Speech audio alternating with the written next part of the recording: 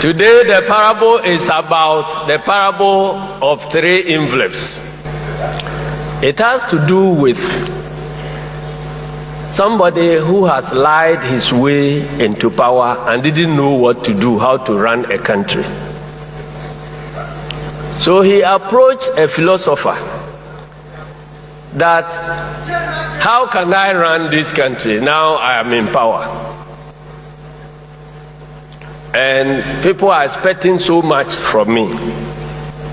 So, okay, take these 3 envelopes. After your first 100 days, people will start demanding the fulfillment of the various promises.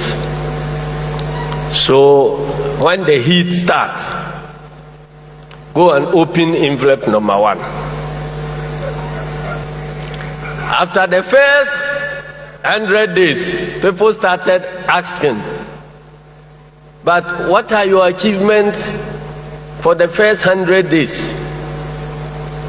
And the heat was mounting. So he went and opened his box, took envelope number 1, opened it, and the advice written inside is, blame your predecessor. So he came and said, oh, you know, the economy has been destroyed. Everything has been messed up by my predecessor. Even where you go and sell things and they are not bought, oh, it is my predecessor who spoiled the market. Everything, practically everything that wasn't working was blamed on the predecessor. And the media got carried along. Everything blamed predecessor. So our president blamed predecessors up to a point. Then people started asking questions.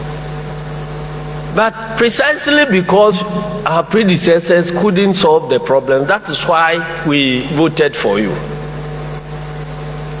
So solve the problems and don't blame your predecessor. Predecessor is gone. And having spent 2 years, you cannot continue blaming predecessor. Tell us how you solve those problems. Then the heat started again. So he called the philosopher that the heat is back. And then I said, oh, don't worry, go and open envelope number 2. So he went and opened envelope number 2. And the recommendation was that blame the international community, blame the unfair international economic order. So he now came, oh, you know, the problem we are going through is because of influenza.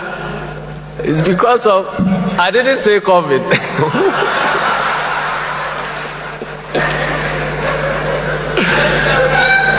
You know, because of Ukraine, because of this, because of that. So then the press joined in. Then, after 1 year, the people started, but this international environment, are all these countries not within the same international environment? If we say that our currency is the least performing, what other currencies are competing with our currency? And those currencies, are they not for countries that are operating in the same environment? So it cannot be any international problem because Togo is operating within the same international community. Burkina Faso, Cote d'Ivoire, South Africa, Angola, Egypt, everybody is within the same international environment. So if your CD is falling, Why would you blame it on international environment? If it is about Ukraine, oh well, if it is about USA, the effect of the war is directly due to the impact of the reduction in oil supply, and that affects everybody. Some countries don't even produce oil, but maybe your Oga is producing oil in his country. So if he's saying that it is because of the oil shortage, because of the sanctions, it cannot be.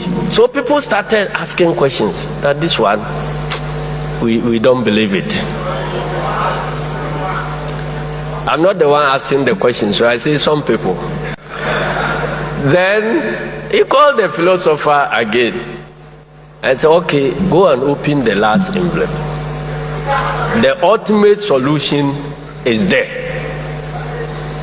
So he rushed, took the envelope and opened, and the recommendation was, prepare your handing over notes. No, thank you very much, Your Excellency.